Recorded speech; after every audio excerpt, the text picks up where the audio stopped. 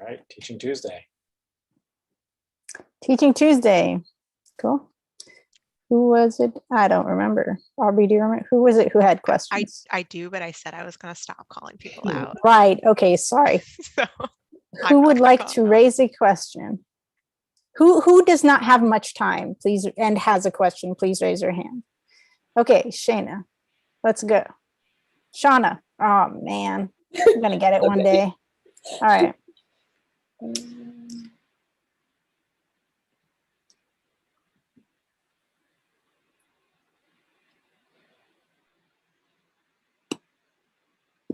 Okay, so we have the complaint establishing paternity. So it asks for your name, and then you go to the next page, and we're supposed to remove this question because it's only going to be one person. I played around with it, and I can't seem to find how to remove it. For sure, for sure. So I wonder if we have good documentation on this yet, but unlike our way of doing it, but suppose you could always run something through the Weaver again and say that you only have one specific. What I'm trying to say is when you run something through the Weaver, there is an option to say, I know I will only have one of these, which you don't always know till later. But there's some simple code we can do. If we can go to your user's object, to where you're declaring your user's object. So look for objects, : there we go. So keep looking because there's more objects. You can have tons of those. So objects : and we'll keep looking in the interview. There we go. Users, AL people list. There are any true. Add to that as an argument to that method, that using method. Add a, after there are any equals true, add a comma. And that will, nope. Just literally after the E of true, that adds another argument inside those parentheses. The stuff inside parentheses are called arguments. And because it's going to have a little equal sign, this is called a keyword argument. So we're going to set target underscore number equals 1, because that's the number you have. And then ask underscore number equals true. Does someone want to give a guess as to what that is doing? Actually, I can't see everybody. Okay, now I can see everybody. Raise your hand if you want to give a guess.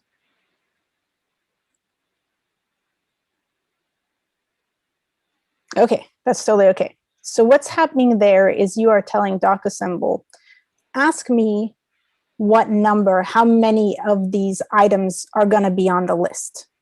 So that's ask number. So please ask me the number before you do anything, before you ask any questions, ask me the number. And we're immediately telling it, and the number is 1. There is only one person on this list. And I believe that that should do you. And Bryce, correct me if I'm wrong on this one. I always get, I think it's good. I don't know if you those, also need that first, if there are any, but I don't think it will hurt. It's just extra. Yeah. I don't know if you need that there are any now that we have given it a target number. It's true. We could test, try and take it out.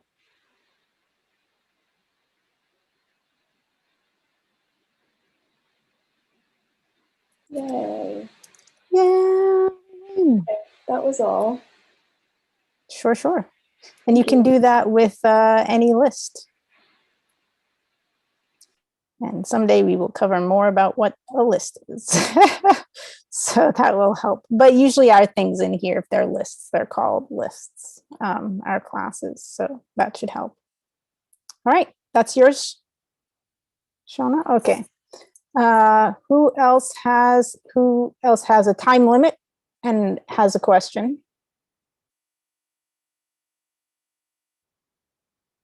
All right, who else has questions? I don't really have any. Raise one's hand.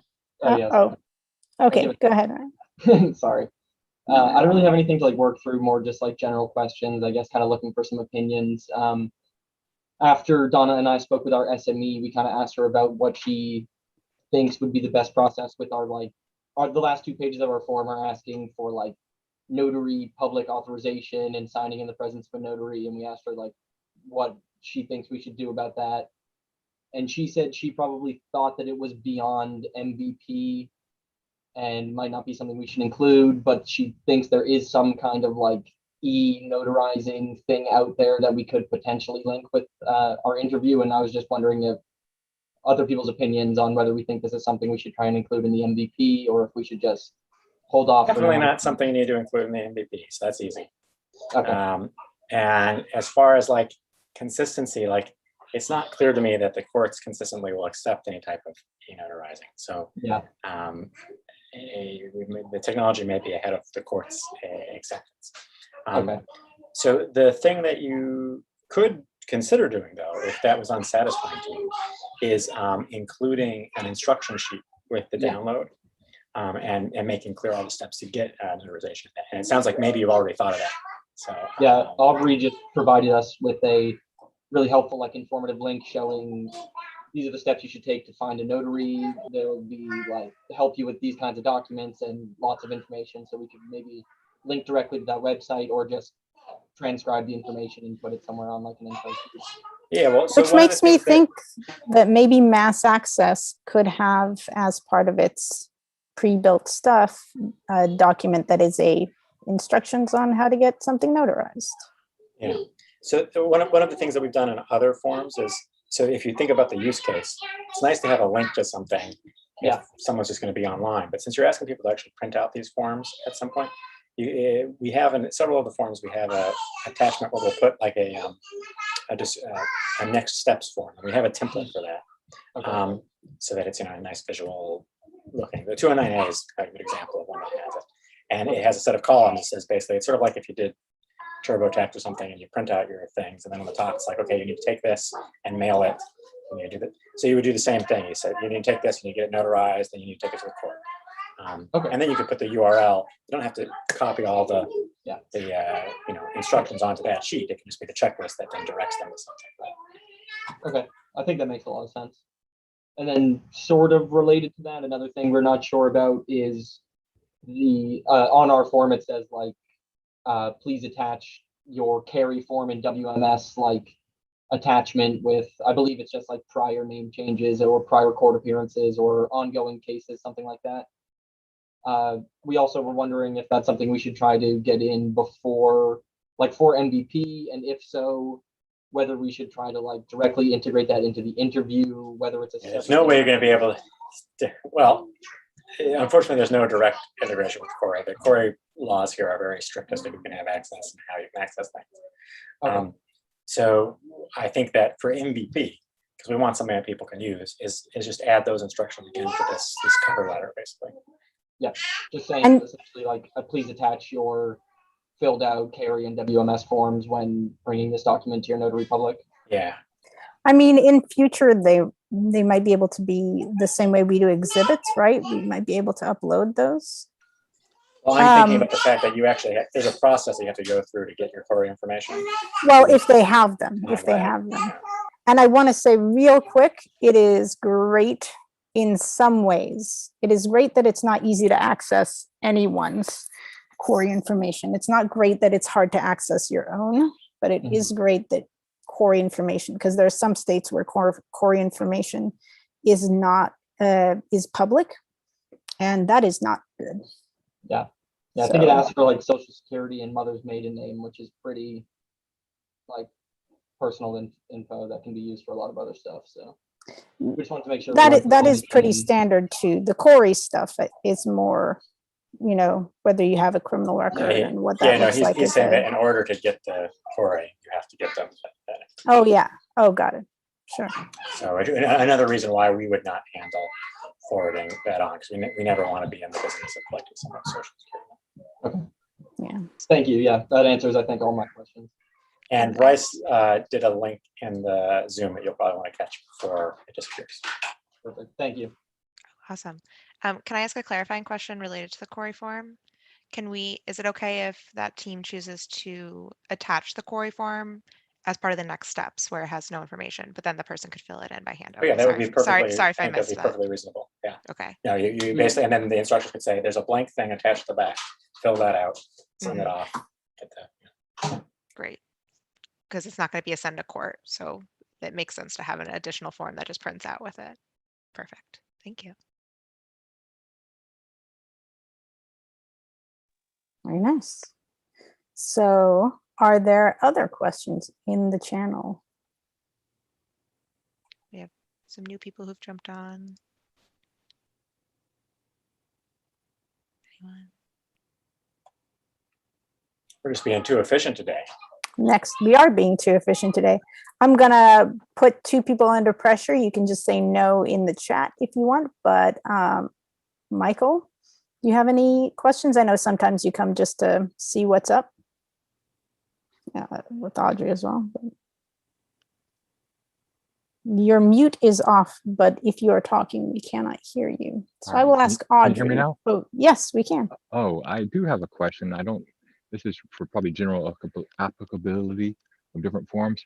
When you're trying to limit a date, so for example, a return on a summons, 20 days is typically, and if we're trying to limit it to a business day, how do you do that? I've seen manipulation of dates, or adding 300 days, or adding 1 year, or adding 6 seconds. But how do you do it with, if I want to do say a year from now, but I want it to be my last business day? I've been doing 364 days, but how do I add that 1 business day to that if it's possible? Wow. I believe there. And that'd be way outside the scope. Sure, no, it's totally outside the scope. That if it exists, I don't know about it, but Jonathan may know about it. So asking, are you in the DocAssembly Slack channel? I am. Mm-hmm. So that would be a good place. That is a totally appropriate question for that channel. In fact, almost all of them are. Yes, there are libraries out there, but I think you would have to integrate with them. Yeah, that's the thing. You'd have to integrate. All right, thank you so much. Sure. I know one JavaScript one that is okay-ish. Michael, if you do find one, would you share it with the group if we definitely, because it has come up before, and like we were able to use a workaround, but it has come up, so it would be really nice to know. Yeah, I think Quentin had was usually working with something on forms, but it was not exactly on point, and so It always comes up with local holidays. You get a library and it has federal holidays, and then you're having courts that like in Boston, so it's specific. Boston will have like evacuation day or something, and so like their courts will be closed on a Monday that's not anyone else's closed Monday. And an interesting question. What a library is. Well, there's usually a library of like basically, because you could just say, just count all weekdays and not weekends, right? But that's not enough because there are holidays. So you have to account for those.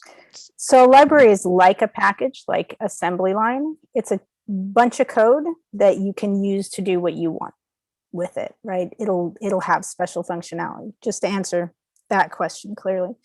I'm curious about what it would look like if by the time this alert needed to be sent, the person was in a different state. Did it need to be a business day of theirs, of the courts, of the would it change under certain circumstances, et cetera, which isn't something we have to cover now. Just think it's, like when you're thinking about as a coder, what are the edge cases of this situation? Those are kinds of things you want to think about too. Cool. Does that cover you, Michael? Yeah, I think so. Not really. It doesn't answer. No. It's just the answer's not here, but I'll try to find it and I'll report back. Yes. And most of those libraries usually do have a way that you can add in your own holidays as well. So we maybe start with a base of federal U.S. holidays, and you can add in holidays. And I think there are libraries. There are often libraries of holidays for certain areas. So there might be a library for at least U.S. national holidays, and then there might even be one for Massachusetts holidays or whatever state you're in.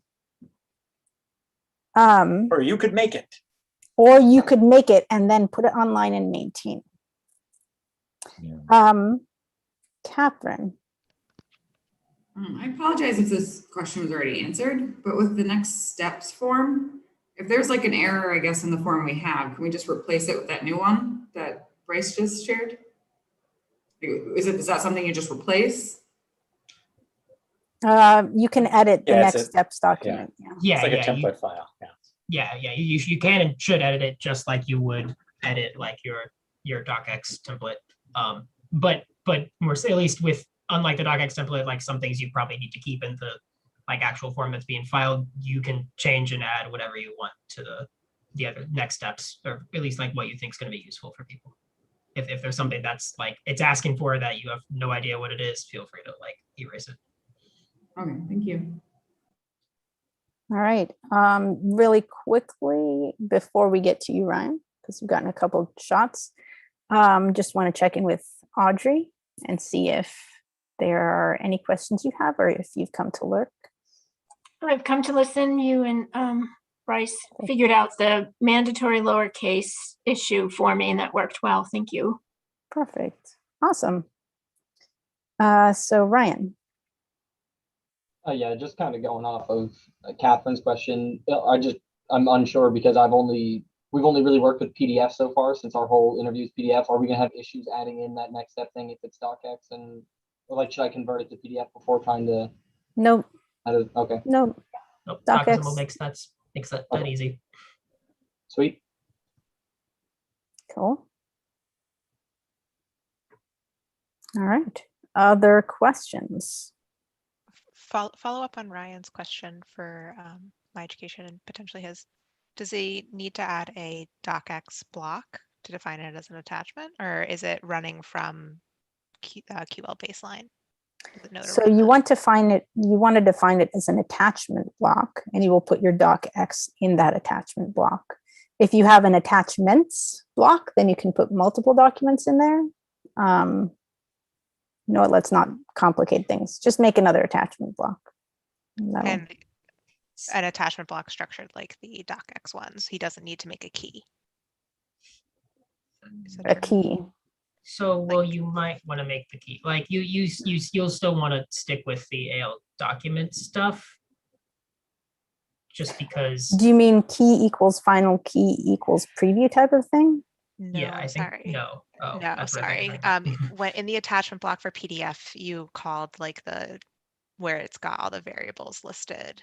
You called that a key once, so I've been using that. I apologize. Oh, in the you've PDF got attachment block. It got says it. this variable is this in the PDF.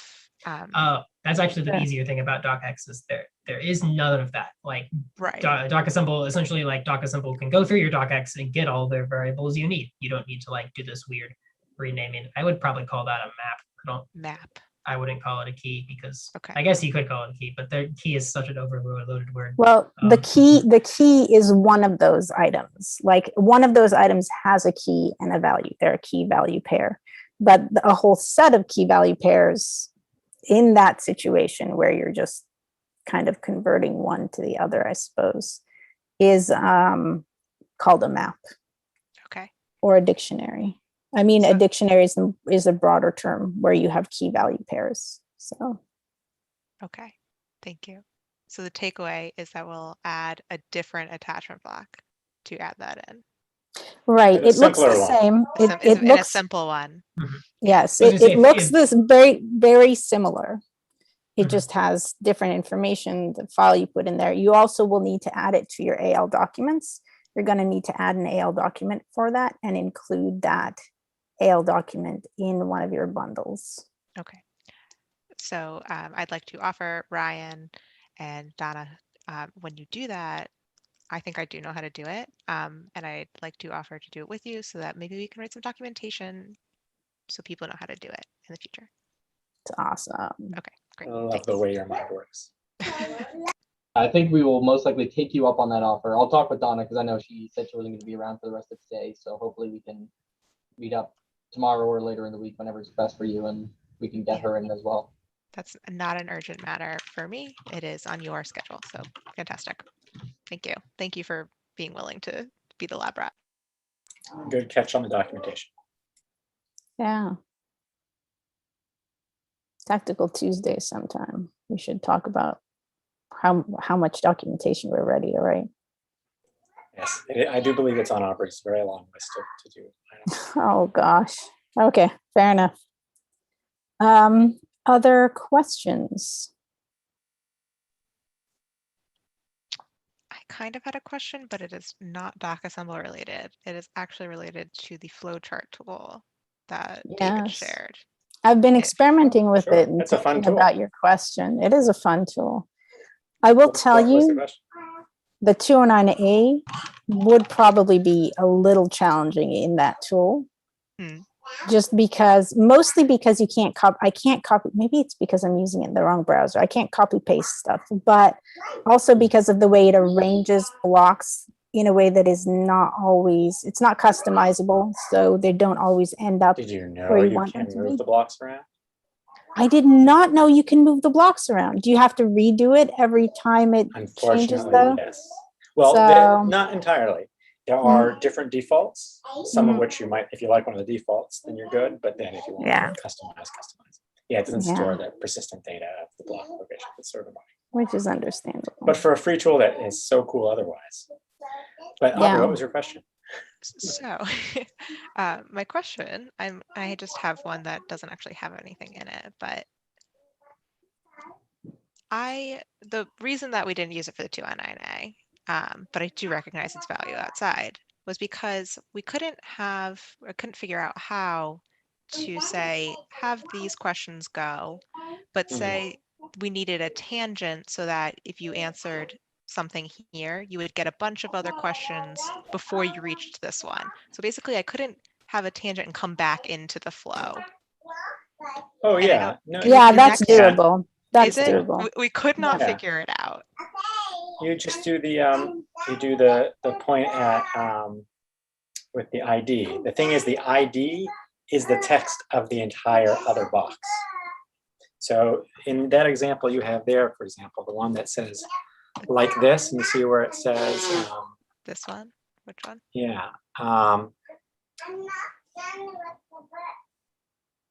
Yeah, here, let's just type Like- a,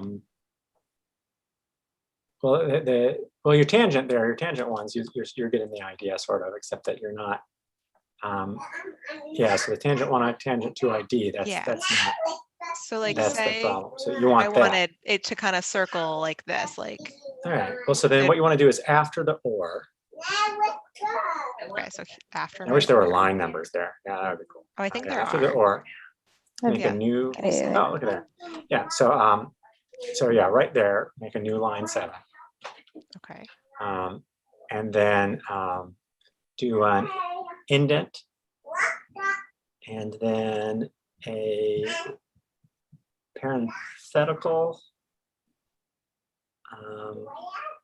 and then because you've given the custom ID. So I think if I can you get rid of these. first do another block, call it tangent 1, right? Just let's call it tangent.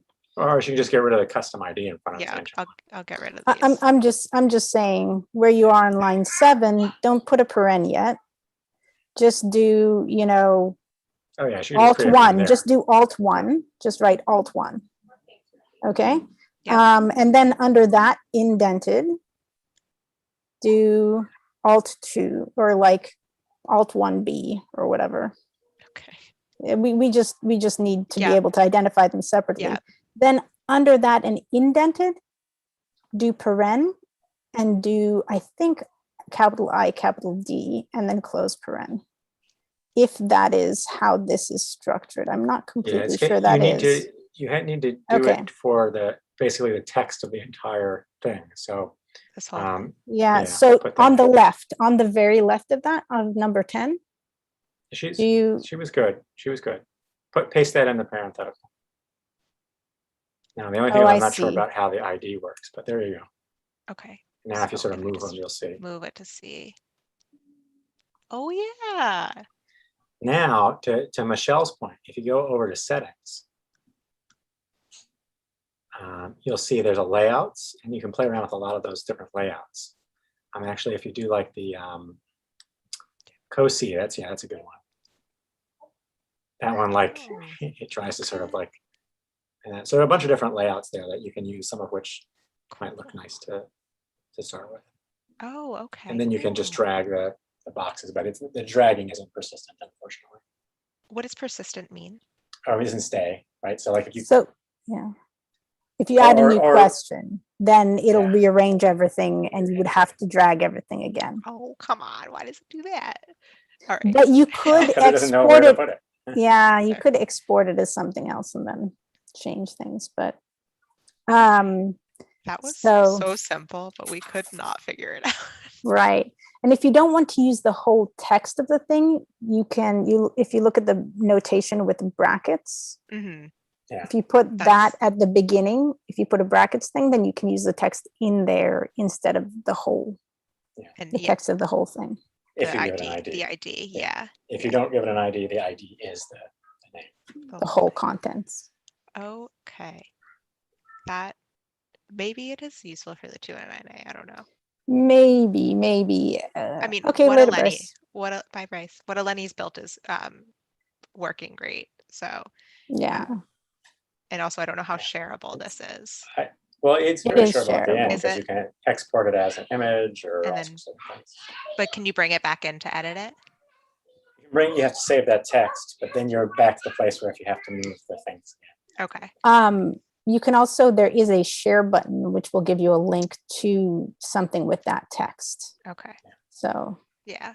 and we'll save kind of your progress. So if you want to save your progress, use that share button to be able to Okay. do all that text. Neat. So Now I found someone it just needs to write a so parser helpful. to go from Q&A markup to that. Yes. 'Cause that would be a Yeah, cool- When I did first see it, I was like, oh, of course David likes this. It looks like Later, Q&A Ryan. markup. Bye, Ryan. I used it to great effect the other day. We lost Caroline. All right. Great effect the other day for just organizing. Well, for organizing flow, but just my thoughts on like what are the necessary questions to ask? What are the necessary pieces of information to get from point A to point Z? I was surprised at how clarifying it was. Yeah, I was using it for similar things. That's great.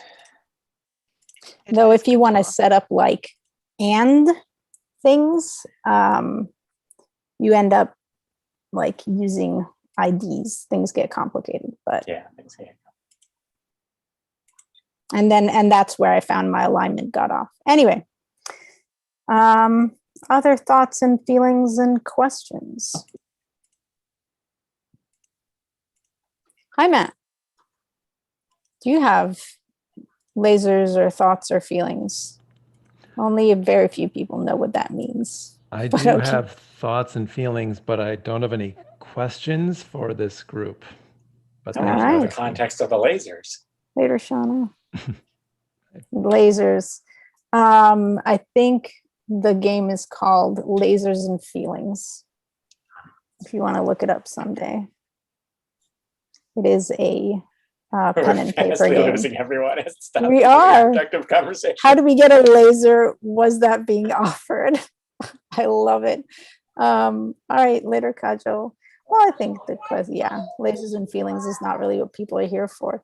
I'm afraid not, Catherine. If you need lasers, you're going to have to get your own, or this game. And maybe the game will help you get lasers. It's possible. You're really excited for a minute. Yeah. Put it in the job description or something. Yeah. That would be nice.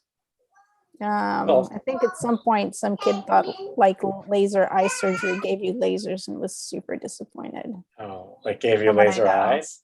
Like you could shoot lasers. Yeah. I don't know where the kid, I mean, I guess that Superman's makes heat vision. sense for a kid, yeah. But was very disappointed when that did not happen. When you hear like, oh, my mom's going to get laser eye surgery, and she doesn't come back and with laser eyes. Yeah, it's disappointing. Okay. So I think Well, those we are aren't questions. recording this yeah. anymore, I don't think. Yeah, Any probably not. more